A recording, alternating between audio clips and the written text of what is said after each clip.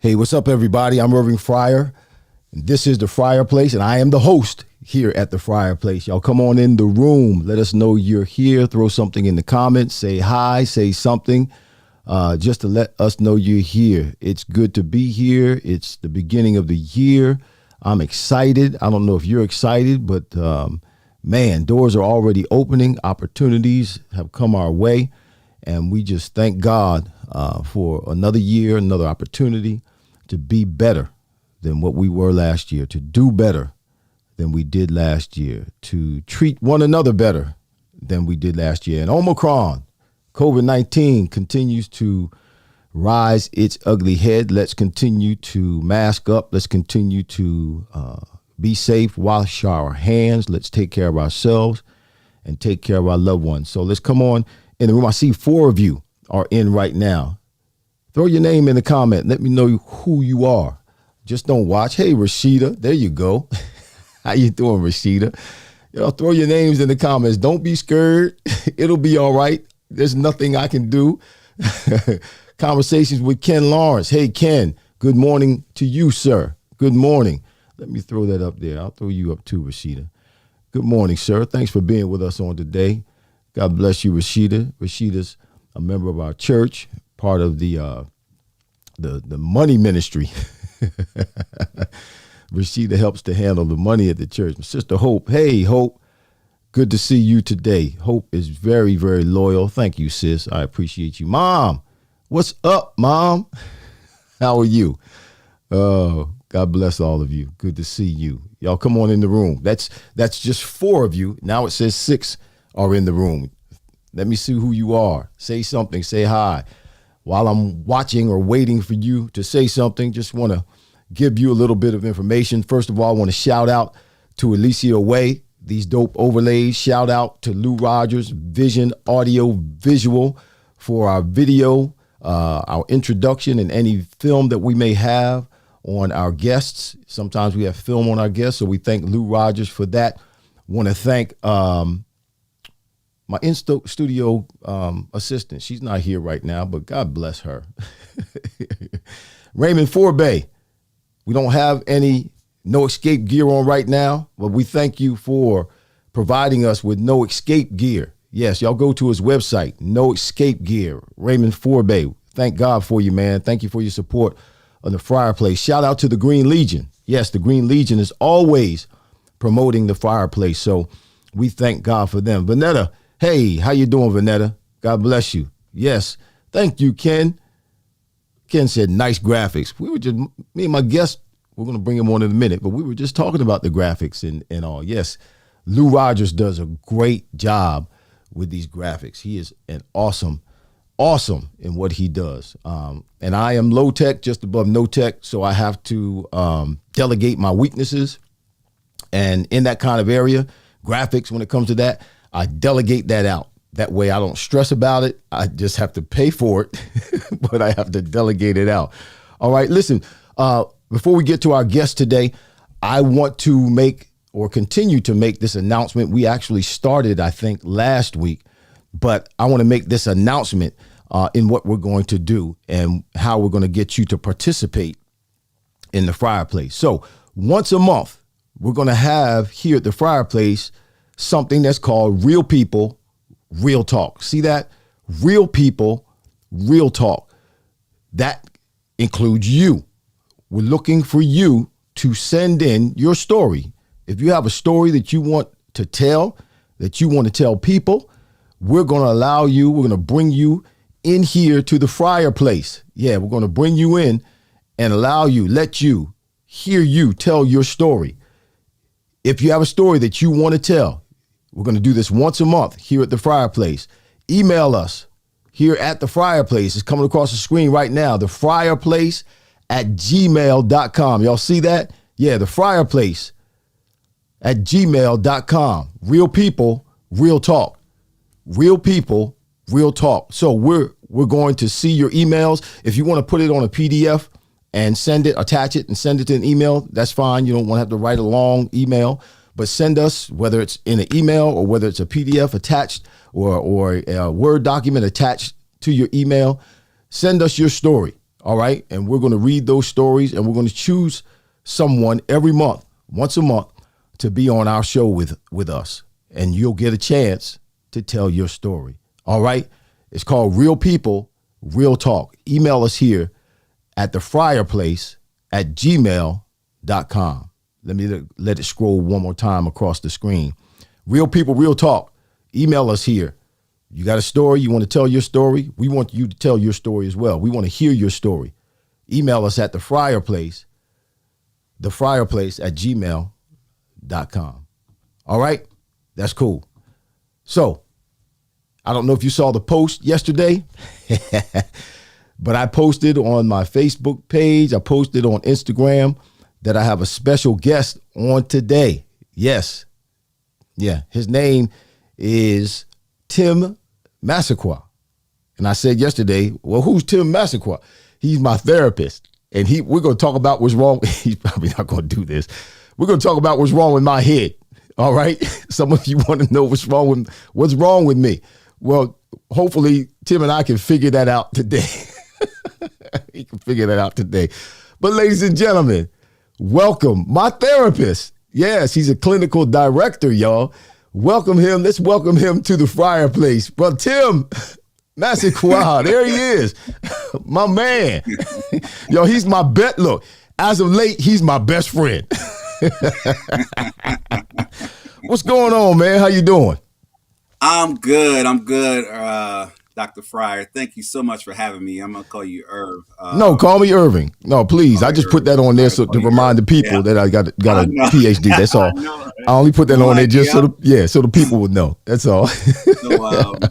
No, feel really great to be on the show. Thanks for having me. This is exciting just to spend some time with you today and the listeners and talk about, a couple things today. So I'm excited. Yeah, spend some time today with me without me crying in your lap.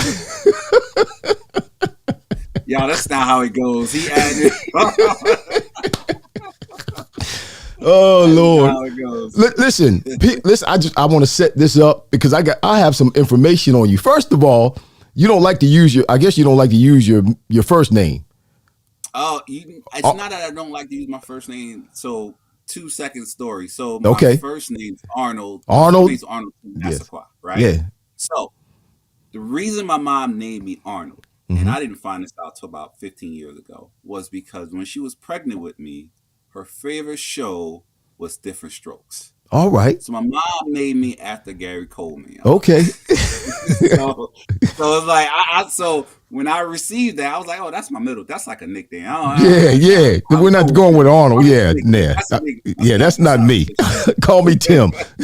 Well, that's you know what, I got not the same kind of story, but I got a similar story. I have an older sister. I have 2 siblings. I have an older sister and a younger sister. I'm in the middle. I'm the second child, only boy. My oldest sister's name is Faith. Hey, Stuart Winrow, what's going on, man? How you doing? Glad you could join us today. Let me put you in the middle there somewhere. Hang in there and with us there, Stu. All right. I grew up with Stu and Fat Cat. His brother's name is Larry Winrow. Call him Fat Cat. All right, Stu. Good to see you, bro. So I have an older sister. Her name is Faith. I have a younger sister. Her name is Hope. I'm in the middle, and my name is Irving. What in the world? What is that? Where does Irving fit with? And that my mother's plan, obviously, was to have a hope, faith, and a charity. But Irving showed up in the middle. A boy, a male, showed up in the middle. So I'm thinking, okay, she punished me because I didn't come out a girl, and she named me Irving. Because, growing up as a black kid with the name Irving, come on. I got into a few fights, just because of my name. And so I found out later that my uncle, my mother's brother, the oldest brother, she's the oldest out of all the siblings, but her oldest brother, his name is Arnold Irving Oakman. So she named me after she used his middle name as my first name. Well, I don't know. Yeah. It caused me some issues. Bro, Hunt, good to see you, man. Always, thank you. Thank you for being on. Thank you for tuning in with us when we're live. It means a lot. He's a part of the ECAM community, and we thank God for you, bro. Thank you. So let me read this about my therapist, y'all. Tim Massaquoi. 3-year varsity. This is high school. 3-year varsity. 3 years of varsity football. Parkland High School in Allentown, PA. Yeah, he's all state, all conference. He ended his high school career with 114 passes, 1,928 yards, and 22 touchdowns. And that's back when we played both ways. So he had 131 tackles, 5 sacks, and 7 interceptions. Wow. He played wide receiver in high school and defensive back linebacker in high school, correct? Yeah, I got you. Mm-hmm. Then he got a scholarship, went to the Michigan Wolverines, played tight end there.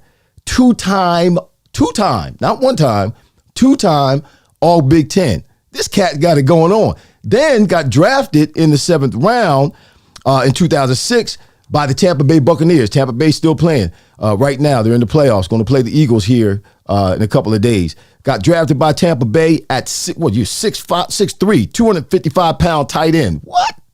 Man, you're a beast. Left Tampa Bay, went to the Dolphins, left the Dolphins, went to the Buffalo Bills.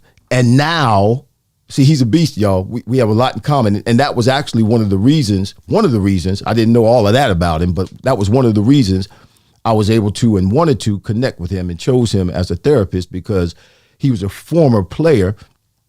Stu says, I remember him. Stu says he remembers you. Okay. All right, Stu. That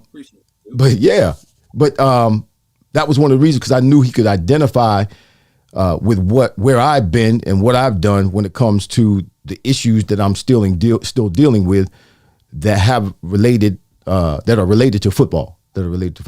So I didn't want to have someone that I'm speaking, they have no clue about what I'm talking about. So God bless you, man. And you've been a blessing to me. How did you go from the football field to the room with the couch in it? First of all, let me just appreciate you for that introduction, because getting to that level, getting that stage, you get different introductions, but that was special. So I appreciate that introduction from you. Well, it's good to reminisce, man. Those are. Yeah. I mean, not only are you a clinician and a clinical director, and you see his what do you say? Ladipo? Is that how you say that? Ladipo. I'm sorry, Ladipo. Yeah. Ladipo. I need to put an E in there so I can pronounce it right. Ladipo. The Ladipo Group. He's a clinical director with the Ladipo Group. But you've accomplished a lot before that. This is a great accomplishment as well, because this is something that where you're able to assist people mentally and emotionally. Yeah. Which is really, really needed. We see athletes now who are coming forward and talking about the issues that they're having emotionally and mentally and how they're dealing with them. So how did you go from the field to where you are now? So one of the so when I got done playing after I left Buffalo, and it was one of those involuntary end of career, tore my knee up, and that was it. So when I got done playing, I didn't know what I wanted to do. And this is the case for a lot of former players, unless, you establish some things, of course, that you were doing during your career off the field that you say, this is what I'm going to pursue as far as my passion and my next chapter. So I didn't know what my next chapter was going to be, honestly. So I jumped into sales. I did well, but I didn't like it. I didn't like the idea of just hunting down new sales. It just wasn't my thing. Mm-hmm. So I took a case management job back in Allentown, working with middle school and elementary school kids, doing behavior intervention and supporting when kids felt when their moods and behavior was very dysregulated. And I just loved engaging with kids. First of all, I had the hook, right? So when you work with kids, you normally have to have a hook. And Right. sports is a great hook. Right. So I had the hook. They're like, oh my gosh, you did this. So once I had the hook, I had their attention. I had their focus. So once I had that, we're able to start with new interventions, start to really think about what's going on. Why is my behavior like this? Is it boredom? Is it, is there something going on at home? So we're just really able to start to dive deep into some of the things that drove the behaviors and gave suggestions. I wasn't really deep in the field, so I just gave suggestions about thinking, about, speaking up to your teachers or the staff at the school. And some of those kids really start to make a change, really start to see the benefit of, maintaining their behavior, maintaining their emotions in class, asking first as opposed to letting frustrations lead. So I looked into that and I was like, oh man, this is really great. So how do I get better at this? I got to go back to school. I got to go back to school. Right. Yeah. So I went and got my master's in Nice. clinical counseling psychology from Eastern University. And I just pursued this path with knowing that I wanted to be a mental health therapist. The other part of that is I went through my own battle of depression when I got done playing because I had those feelings of worthlessness, didn't know who I was, Right. didn't know what more I had to offer the world, right? As a former player, Right.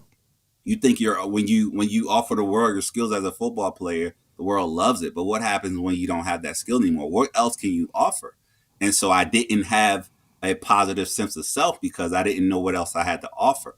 And so going through that process also made me realize that I can't be the only guy going through this as a former player, former athlete. So I wanted one day down the line when my goal was to work with my guys. And I say my guys because in the NFL or college, you're brothers for life. And so I wanted to work with my brothers for the rest of my life. And so, that's what led me onto this path. And I have not looked back ever since. I've enjoyed every step of this journey. Well, what it sounds like to me is that you found, I'm trying to get us both back on the screen. My stream deck's not working right now. Here we go. There it goes. Sometimes it's got a mind of its own, man. It sounds like to me when you were talking to those kids, you discovered your gift. Yeah. Because it came natural. And that's one of the gifts of the Spirit that at least the Apostle Paul lists. I mean, there are more than the list that it's not an exhaustive list, but there are more gifts of the Spirit than what the Apostle Paul lists in the Bible. But there is the gift of exhortation, the gift of encouragement. And it sounds like that's what happened there. You discovered your gift, which is great. And now that's encouraging even for you having come. And particularly it's hard for us when we come out of the league and things didn't work out necessarily the way we wanted them to. I think everybody, not many of us retire on our own terms. A lot of us kind of either pushed out or forced out because of an injury or just because of numbers or whatever. But whether we can't do it anymore physically or mentally, but most of us never retire based on our own terms. And then having had tasted all of that success and now you got nothing.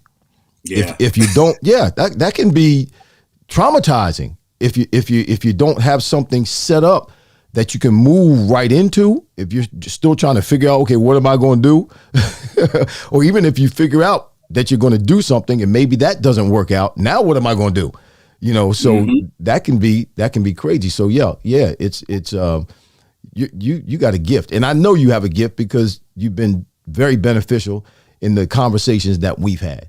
And I thank God for that. So what has been your biggest challenge as a therapist? What's your biggest challenge? The biggest challenge is not being able to be available to everybody.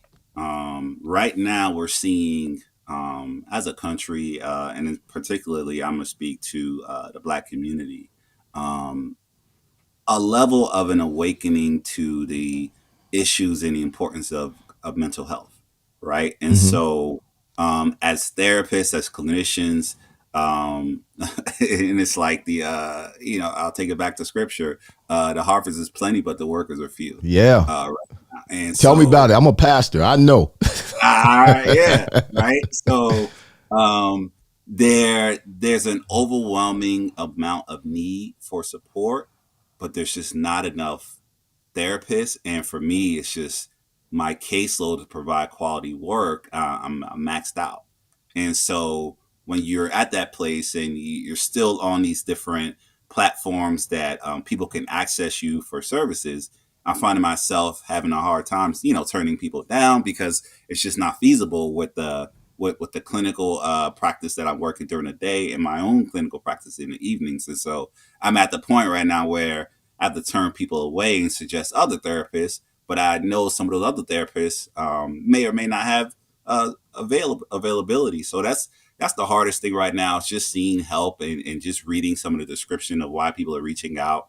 Some are sort of in a sense of desperation and not being able to directly connect and help with them. That's probably the hardest thing I would say right now. Hmm. And the second hardest thing is just continuing to fight the myth around mental health, right? The assumptions that something is wrong with you because you are having some experiences that are negative in general. As far as your mental health, your experiences with others, your experiences with the world, Right. what's going on right now with COVID, and just the dealing with uncertainty and the driving of anxiety in the midst of this uncertain time right now. It's very hard. It's overwhelming for me as a therapist. I go through moments like, man, what is going on in the world? What is going on? Like, What is COVID? I mean, when you're dealing, because like you said, your caseload is full. Mike Witt, mhm. good to see you, bro. God bless you. Thanks for joining in today. And I'll do this from time to time. I just like to acknowledge the All people as they good. come in. Good to see you, Mike. Thanks for joining us today. Keep listening. What is going on right now with regards to the mental stability or the mental health of people with regards or how it relates to COVID-19? What kind of things have spiked or what kind of things have really taken off that you noticed in your job in dealing with people and trying to get them to be on the right track and to have Yeah. healthy thoughts and be healthy Yeah. mentally? You know what it is? I'm gonna make this crazy analogy. It's Uh-oh. gonna be a little wild, but we're gonna go there. So you think about the Black experience of dealing with oppression and racism, Uh-huh. right? You think about, or I was born in Irving, I was born in 82. So I have no experience with the civil rights movement in the 60s and Jim Crow laws in the 40s. And Uh-huh. I have no experience, but I could imagine that somebody in those moments, if you were a person of color, you're a Black person specifically, you dealt with the level of not knowing when this will end. You Okay. dealt with uncertainty.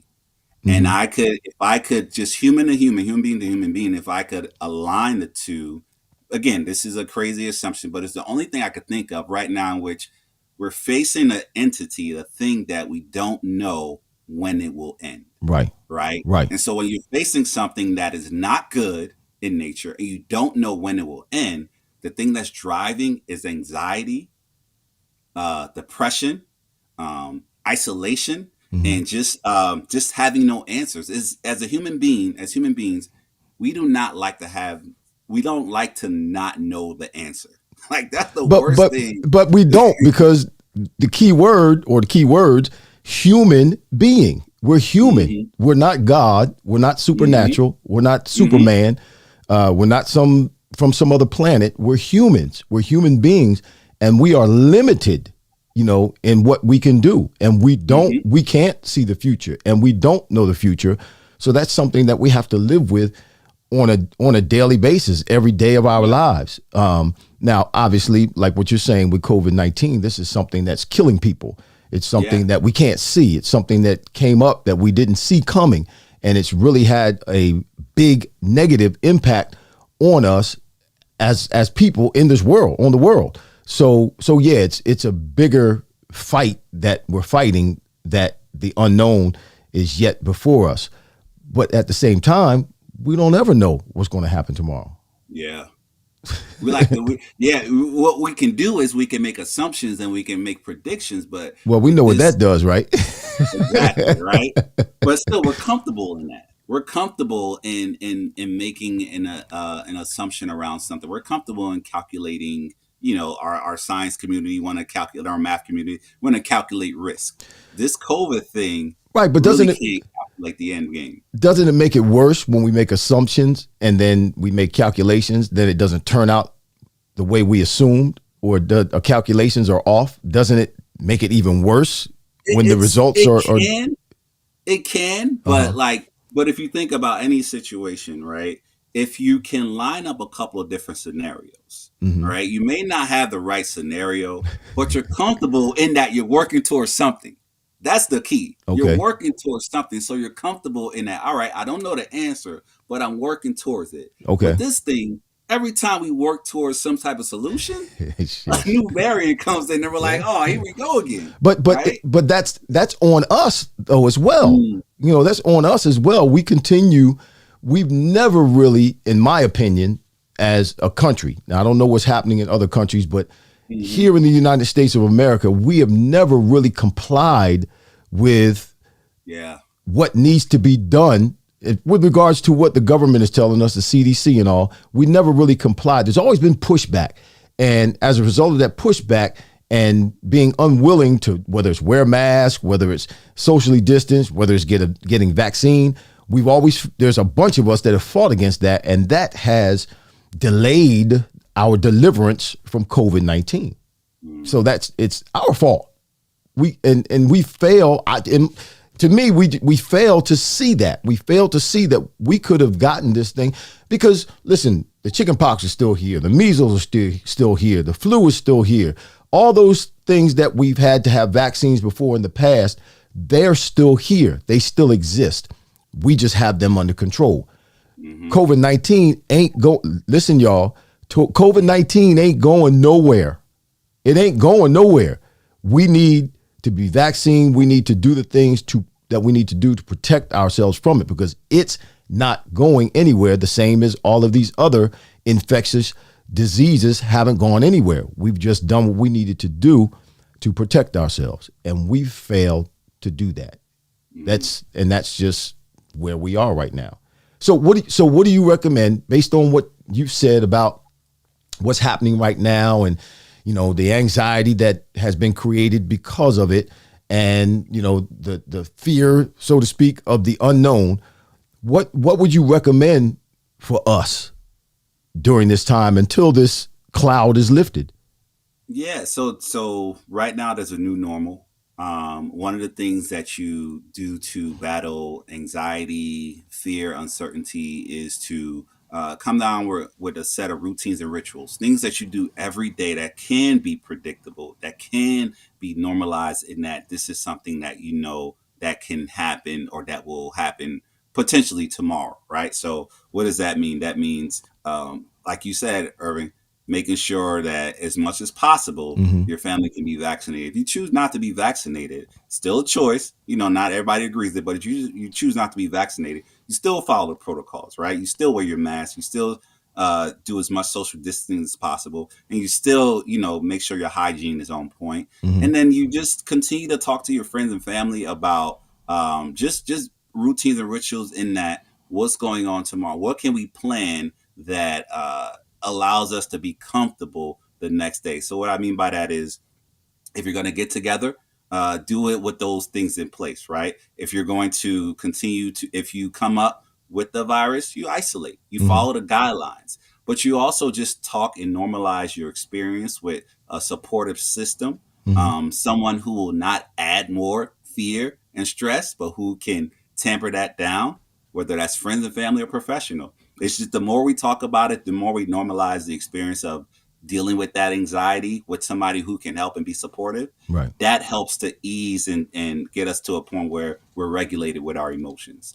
And again, you deal with what's real. You deal with the reality of dealing with COVID every day, and you don't I call it doom and gloom. Don't doom and gloom yourself, right? Don't doom and gloom yourself to the worst possible scenario, because that drives your anxiety up, Right. right? So you just Right. deal with what's the reality. The reality is here, and we have to go. We know we have guidelines around how to manage it That's good. as much as possible, and that's what we deal with. We don't add more. We don't add fear and other things that are really not realistic to our conceptualizing of what's going to happen.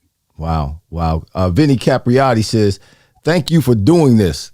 We're giving free therapeutic information right now. Y'all better pay attention. You better listen.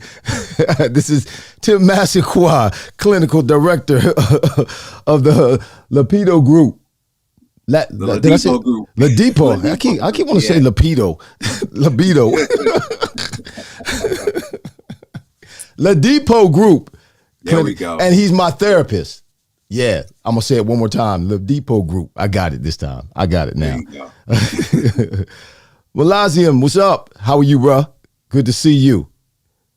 Tim played. Yes, he did play around 2006. Stu was still trying. He's like, I know that guy. Yeah, that's me. I know that guy. Well, he's the clinical director at the Ladipo Group. I said it again. See. At the Ladipo Group. Good gosh. How come I can't get that straight? The Ladipo Group. All right. Well, he's my therapist. How about that? Listen, you mentioned it earlier. And as I said, when I put the promo out about you being on, I'm sorry for messing up your job name, but it's going to be that way. That's all. And I told the people, we're going to find out what's wrong with my head. Well, I want to share with you all, what made me come to the decision to reach out to a therapist. And I received Tim's information via the NFL, because the NFL has a program they've made available to us where they have a group of therapists that are qualified to help us with our issues, our challenges. And you just mentioned it a little while ago in your last short dissertation. Vanetta, God bless you. Vanetta, watch this. Praise God, I begin studies for clinical mental health counseling next month after 20 years in the education field. I'm even more encouraged. Yeah, it's your purpose. Yeah. If you're being driven to that, listen. Yes, we as you heard Tim say, we need more folk in that area, in that venue, in that profession. Hey, Wanda, how are you? God bless you. Thanks for being here. You're getting ready to hear something crazy. So,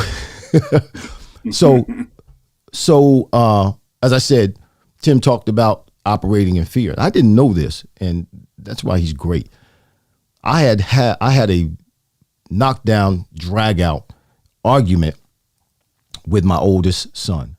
We have never argued like that before, and I know I'm telling my business, but it's okay. Somebody needs to hear this. An argument that almost got physical. It came real close, like that close. No, even closer, like that close to getting physical. And after the argument, and I calmed down, I went over his house and apologized to him and apologized to my grandchildren because they heard some of it. And I came back home, and man, I was really upset. It really bothered me. And it bothered me to the point that I was concerned about what happened. How did I get to that point? I really blacked out, y'all. I blacked out. And I hadn't been like that since I was crazy. And I was crazy when I was in my 20s. I was literally a nut when I was in my 20s. My mother will testify to that. Put that on the screen, Mom, if you want. I'll post it. I'll put it up. My mother will testify to that. But I was in my early 20s. I was a nut. And I hadn't gotten to that point since then. So it concerned me. And there were some things going on that I didn't know about. So I reached out to Tim, and we talked about that, and we've gotten that actually straight, finding out the root of it. But the root of that particular situation was I was operating in fear. Right, Tim? Mm-hmm. What I was doing with people basically, but a lot with my children and people that were close to me was as a result of my incarceration, as a result of me going to prison. When I came out of prison, I was doing things in fear of losing people because so many people walked away from me. So many people turned their back on me. So many people had given up on me, and just, it was devastating to me. And I really didn't know that I was operating that way, doing things out of fear of losing people. And let me say this for anybody who's doing that, and you can say amen to this in a minute, Tim. if you people care about you, people will appreciate you, people will do for you, people will reciprocate in your relationship only if their character will allow them to. You can do whatever you want to do to try to get people to like you, to try to get people to appreciate you, to try to get people to reciprocate to you in terms of what you're doing for them. If their character doesn't cause them to appreciate you, to like you, to care for you, then it doesn't matter what you do. It doesn't matter what you do. And after the conversation with my oldest son, and I told him what was going on and how things needed to change, his character caused him to continue to care about me. I didn't have to do all that stuff I was doing to try to keep people in my life that I wanted to stay in my life, particularly people who were close to me. And I was operating out of fear. Talk about that a little bit, Tim. How often do you, because you picked up on it pretty quick, how often, and it's probably often that people operate like that, not even knowing that that's where they are. So, Irving, and I appreciate disclosing something very close and personal to you like that. So, well, one of the things, I got to tell my story because yeah, people always try to tell my story and they don't yeah, tell it right. So I might as well tell it because this is the truth. People always been trying to they talk about me and try to tell what's going on in my life and what I'm doing and what I'm thinking, and they got it wrong. So I might as well tell the truth, let them know this is what it is. So go ahead. I'm sorry. Go ahead. Here goes the amen. Amen to that. Amen. Amen to that. So, in processing, and what you talked about as far as like, sometimes we do things out of fear, right? Right. So it's not just the action, right? But more so what happens if you're operating out of fear, if you're doing something, if you're condoning behavior that doesn't align with who you are, who your character is, your core values. But if you're condoning that behavior because you want to hold on to that relationship or that engagement, that experience, Mm-hmm. what that does is each time something happens, that person does something to you, it lives in your body. Right. Mm-hmm. So I talk about this thing where trauma lives in your body. I talk about, Professor Vander Kalk. He came out with this. He's a psychotherapist. He came out with this phrase of the body keeps a score. He wrote a book about it. So when you do those things, right, the trauma, those experiences live within your body, Mm-hmm. your emotions, and your psyche. So what you do, you suppress it, you push it down, right? Somebody's offended me, but because of what this relationship means to me, how I see it, I'm going to suppress it. I'm going to put it away. I'm going to forget about it. Comes with abuse, Mm-hmm. comes with, negative relationships, raising our kids. Sometimes we make those as parents, some things we do to our kids. We make bad decisions in how we raise them, whether it's physical abuse, whatever it might be, mental, verbal. Mm-hmm. It lives in our body, right? Right. And so at some point, the suppression cup gets full and it's gonna explode. It's like popcorn, right? When you pop the popcorn in the bag, it's like, all right, that Right. pressure, it's Uh-huh. gonna pop, Right. right? Right. So and it's not calculated at time. It's not like saying, man, today when he comes over, I'm going, whoo, right? No. And you're right. You're right. Voluntarily, I didn't even see it coming. I didn't even see Yeah. it coming. So you didn't see it coming. It came involuntarily, and you had this explosion over something that was critical, but it wasn't the most critical thing. Right. But all your energy from what has happened in the past, because of what you allowed, what you've agreed to allow, whether because of that fear, it was all in that moment. And then, so there's this explosion of these emotions that you're like, you sit back and it's like, what is that about? Why did I get so upset? What is that about? Well, it has been continue to be saved and stored within your body. Those emotions. Every time you're done an offense, if you're not able to process an offense that's done to you, and you're not able to really share with that person and have that cathartic experience of like saying, "Hey, this is what I don't agree with. This is what's happened. This is how I feel about it," and come up with some way to resolve that thing, it's gonna live there. It's gonna live within your body and your emotions. It'll be suppressed because life happens. So something happens, the next minute life happens. So you go on to continue living life without addressing that thing. Right. And so for that situation, as we talked through it, it seemed like that was what was really going on. It wasn't just about that instance, that one time. Right. It was a body of instances, right, time that exploded in that moment. Right. But here's the thing about that, or here's the thing about that particular situation in my life.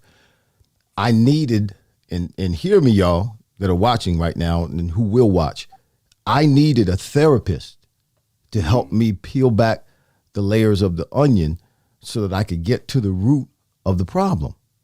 I was walking around not even knowing what I was doing. And eventually the results of what I was doing, the evidence of what I was doing showed up when I blew up. And even after I blew up, yes, I was concerned. And yes, I did reach out to a therapist, my therapist, Tim, but I still had no clue about why that took place and what I was doing to cause it to happen. So I say that to say this.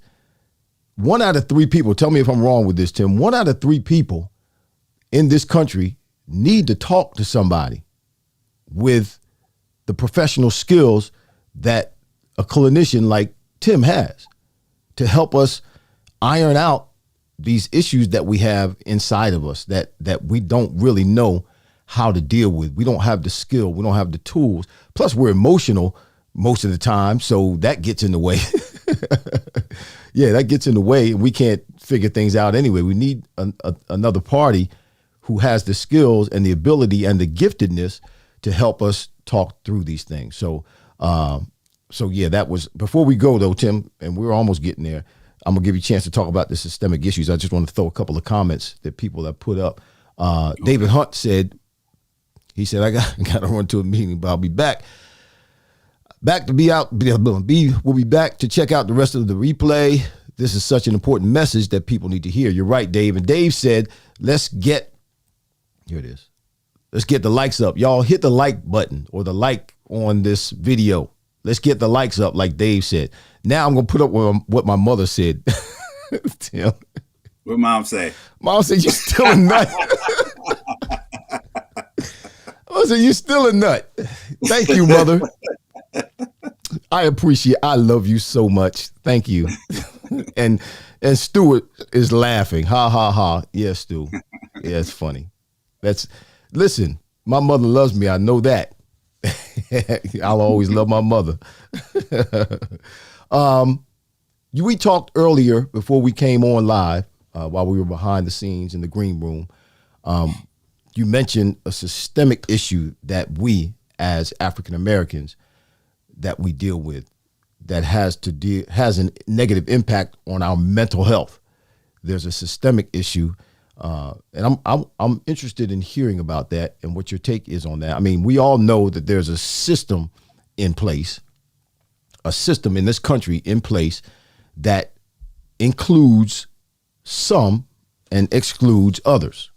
Mm-hmm. There's a system in this country that keeps a certain group of people down while it allows another group of people to reach their limits, to maximize themselves. We know that exists.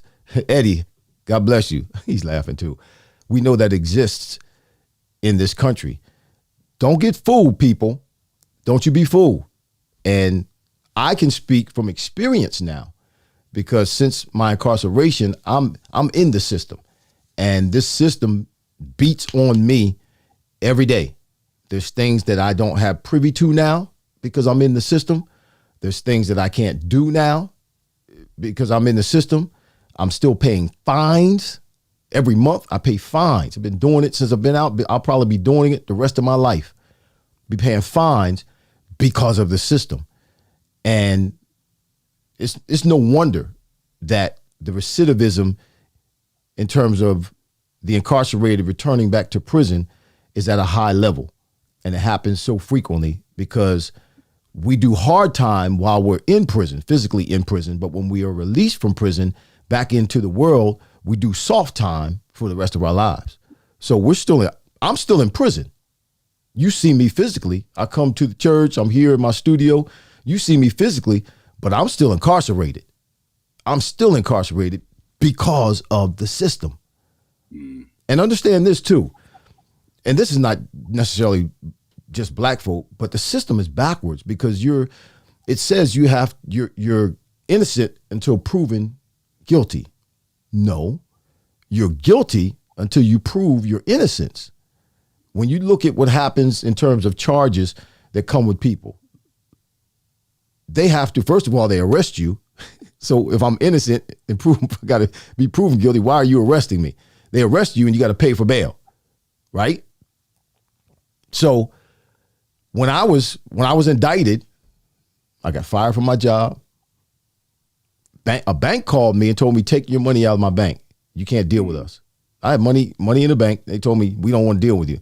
So I was guilty. The NFL, I was a transitional coach with the NFL. They let me go. I hadn't even gone to court, nothing. I just got indicted. Somebody said I did something and I was indicted, and I was let go of my job as a head football coach at Robbinsville High School in Robbinsville, New Jersey. I was let go as fired as a transitional coach with the NFL. Banks telling me to take my money, friends leaving all over, or used to be friends, they were frenemies, leaving, turning their back.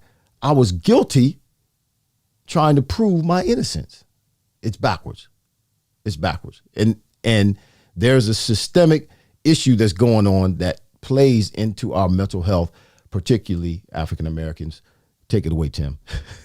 So I want to touch on what you just talked about. Please do. Am I paying you for this? No, you gonna charge me for this?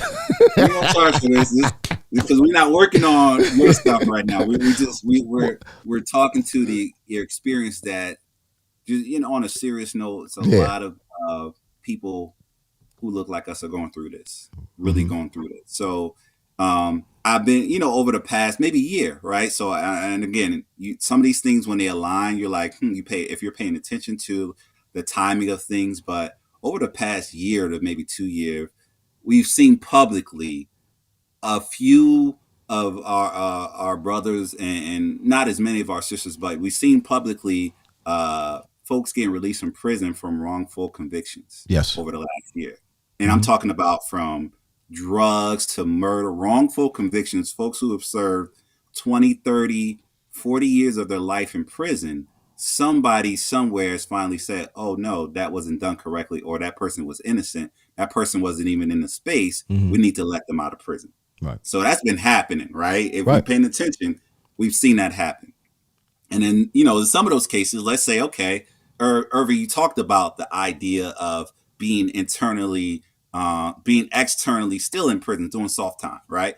So you come out of prison, and all of these things that you had before you established, you may not be able to establish those things again, especially if there's your business or some successful quality of life, right? There's a potential that you won't get back to that quality of life that you had established. Mm-hmm.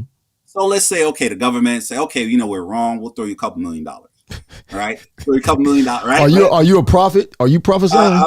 Prophesy, man. Hopefully. I receive it. You receive it. I receive it. You receive it. But these cases we're seeing where the state or whatever say we're wrong, we'll throw you some money here to get you going on your feet. The mental toll of what those folks have been experiencing, what people like you have experienced, is not really addressed and discussed like it should be on a national platform.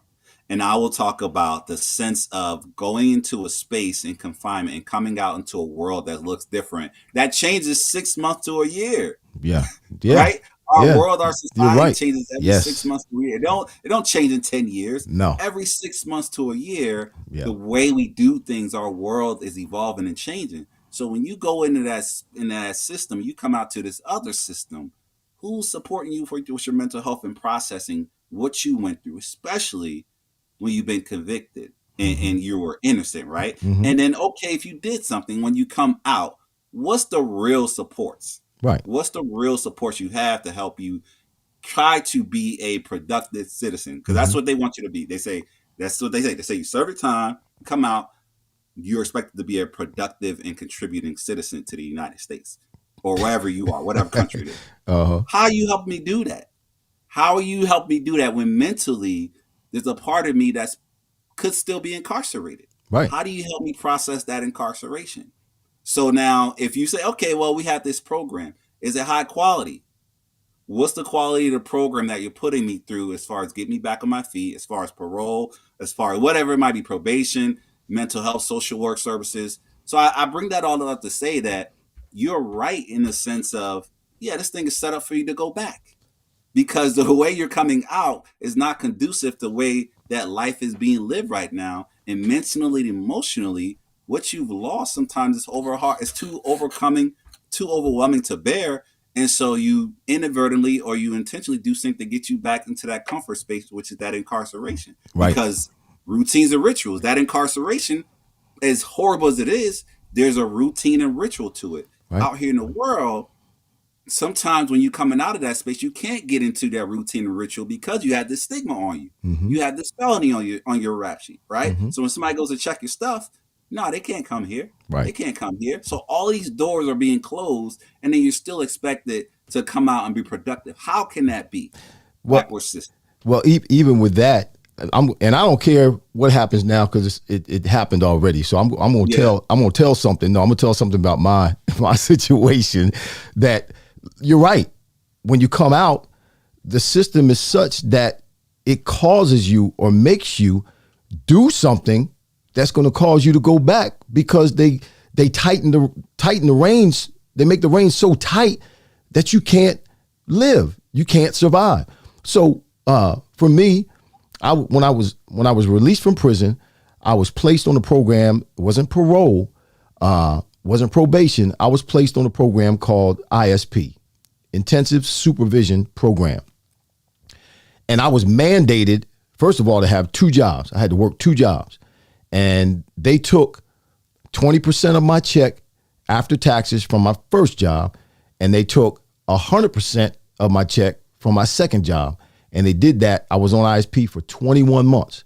Now, you can't get a loan while you're on ISP. You can't receive any help from anybody while you're on ISP. Listen, if I didn't have the CARE program from the NFL help me when I first was released, when I was released the first few months out of prison, I would have been homeless. The CARE program for the NFL, but I wasn't supposed to get that help. Now, they didn't find out about it, and I don't care if they find out now because it's too late. But I wasn't supposed to get that help. That was against the rules with ISP. But what was I going to do? Where was I going to go? Was I going to be homeless? No, I couldn't be homeless. I reached out to them and got the help, and they paid my rent. They paid a couple other things for a few months until I was able to get back somewhat on my feet so that I could, get a good job or decent job and make money so I could pay my bills. But the situation was such that, man, they made it absolutely nearly impossible for if I had not gotten that help, I would have been, I don't know where I'd be today. Yeah. I don't know where I would be today. It would have And been. you think about it that because of your ability and your skills, you did play in the NFL, so you had access. You think about the millions of people who Right. don't even have that Yes. support. Yes. Think about those folks, Yes. and they're giving their stuff and say, okay, go do this thing. But then you talk about having those restrictions. So then you also, with that felony, you can't potentially some programming, let's say nonprofit programming that have resources, you might not be able to access them because you have a felony. Or because you have whatever it is, you have a record, you have a criminal record. Right. So you can't access stuff that other people can. And so this thing lives with you and closes door everywhere that you go. And so what do you do? And how do you process that internally? emotionally, how do you process that? Right. You feel Right. like, and I'm gonna jump on a limb and make an assumption. You feel like you're thrown away, Right. like you're forgotten, like Yeah. you're not a part of. Let's say the worst thing, you feel like you're not a part of society. Mm-hmm. And if you are a part of society, there's a involuntary label of you're not a productive or you're a throwaway part of society. Mm-hmm. Mm-hmm. Right. And that sounds harsh. And I've It's the had family truth. go through that, but it's so true. It's the It's truth. so true. And that, It's and so no, true. and no wonder you start doing things out of fear, Mm-hmm.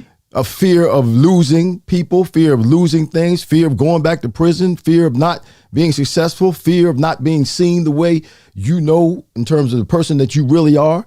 And you start living a life in fear, doing things and allowing people to do things to you that's not healthy for you.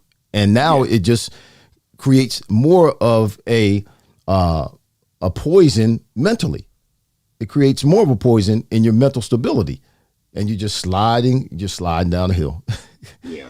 I thank God for you, man, because had I not, I would have kept sliding down that hill. I would have kept allowing people to do things that are unacceptable to me in my life just because I wanted to try to keep people in my life because I felt like I had been thrown away. Mm-hmm. I felt like the world threw me away. People threw me away. Society threw me away. The NFL threw me away. My job threw me away. There were a few, don't get me wrong, there were a few people that stayed true to who they were in our relationships and my relationship with them. But there were so many, there was so much negativity, if I could say it that way.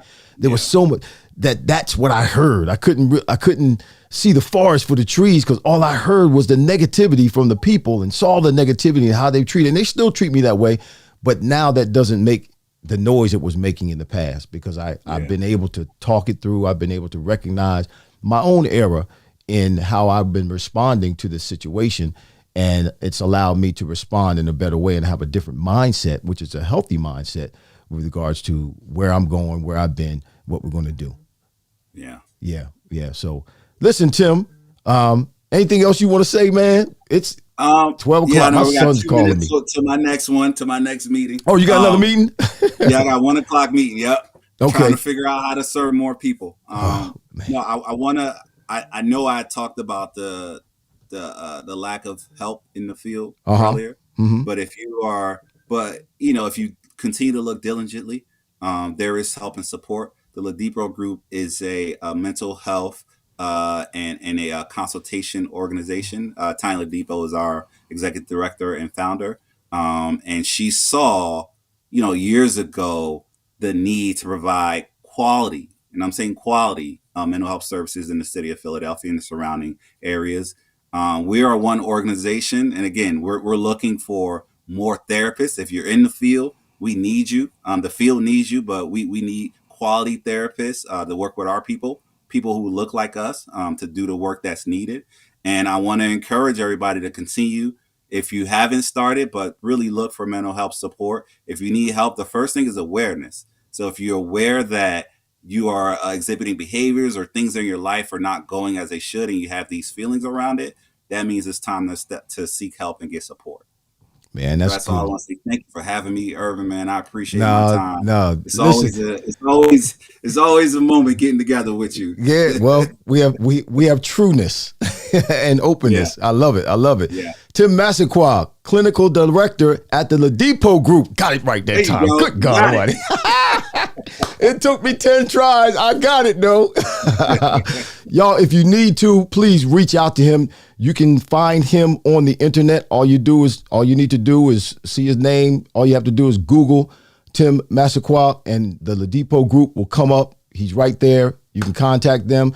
There are I'm sure other clinicians that are great that are working with him that can help you with any issues that you may be struggling with or dealing with. Tim, thank you, bro. Thank you so much. Thank you, go on to your next meeting. I'm going to finish saying what I need to say to these folk. All right. God bless you. And I'll see you. Right. I'm going to be on your podcast on Sunday. Yes. Yep. Sunday, 12:30. That's a bad time, man. The game starts at 1 o'clock. What time are we getting off this thing? We'll let you know after. Whatever you need, bro. I'm with you. All right. Thanks a lot, bro. Take care. All right. All right. Wow, that was awesome. I see some of your comments. Stu, I'm gonna throw some of these comments up here. Let me put this so everybody can see it. All right. Let me throw this out of here. Get my name out of there. We can put the comments up here in the middle. Yeah. Outstanding. Yes, it was an outstanding show. God bless Brother Tim, Stu said. Richard, good to see you, Rich. The way society is, throw me away, please. We're not going to throw you away. You're not a throwaway, Richard. No, you're not a throwaway. You're a keeper. Yes, Stu, incredible. It's an incredible show.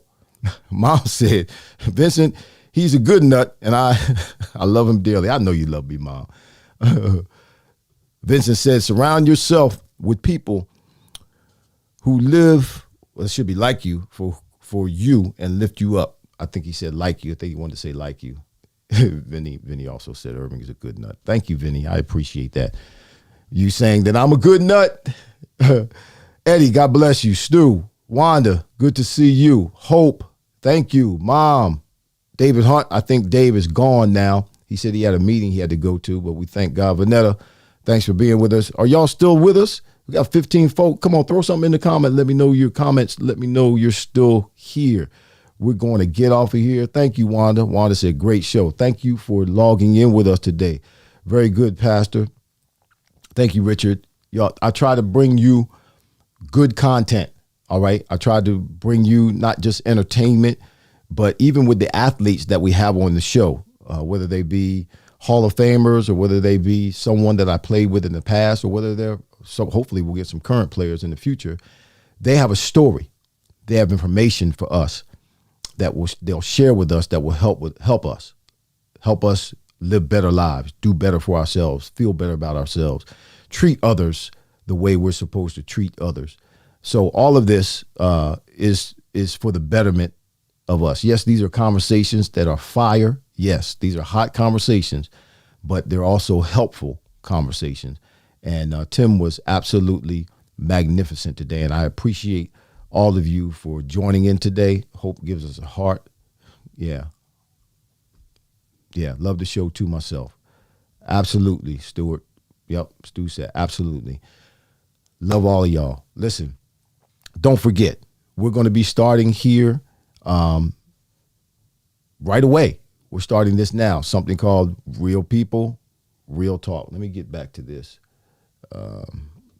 Me right here. All right. Let me get this off of here. Then I can throw this up here. And that's not working. All right.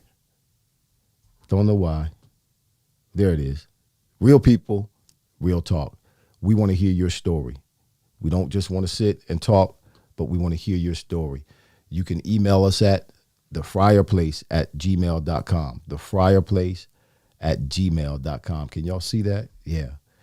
Real people, real talk. So you can send us a PDF attached to an email. You can send us a Word document attached to an email, or you can just send an email with your story. But tell us your story. We're going to read your story, and we're going to make a choice every month to have you on the show. It's called Real People, Real Talk. I like that. Yeah, I like that. So y'all listen, shout out.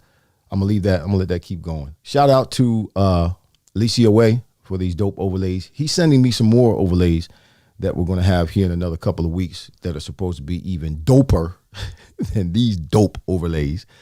A shout out to Lou Rogers, Vision Audio Visual. Yes, doing a fantastic job for the Fryar Place Green Legion. Thank you so much.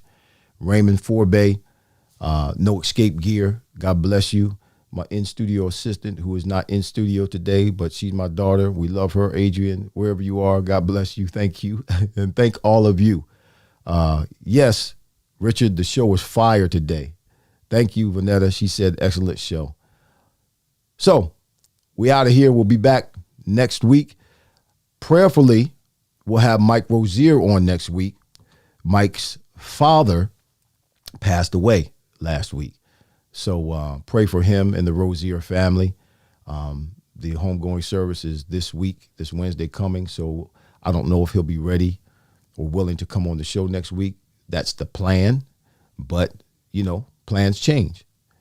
I don't have another guest lined up right now other than Mike. But if Mike is unable to make it, we'll make something happen. We will. All right. So we'll see you next week. Same time, same place. Same kind of conversations that are fire. Yes, I'm going to put this up here. Thanks, Juan. Great show, Irving. Juan here, designer from next door at Good Stuff. All right. Tune in here with Eddie at Wings. Okay, yeah, Wings and Things. Great show. Yeah, Good Stuff is out there in Tom's River next to Wings and Things. Thanks for being on, Juan. Good to see you, my brother. All right, y'all. That's it. I'm out of here. Mask up. Stay safe. This Omicron ain't no joke. Don't be a fool. Take care of yourself. Take care of your family. We'll see you next week back here at the Fryar Place. Yeah, this is where the conversations are fire. See you next week.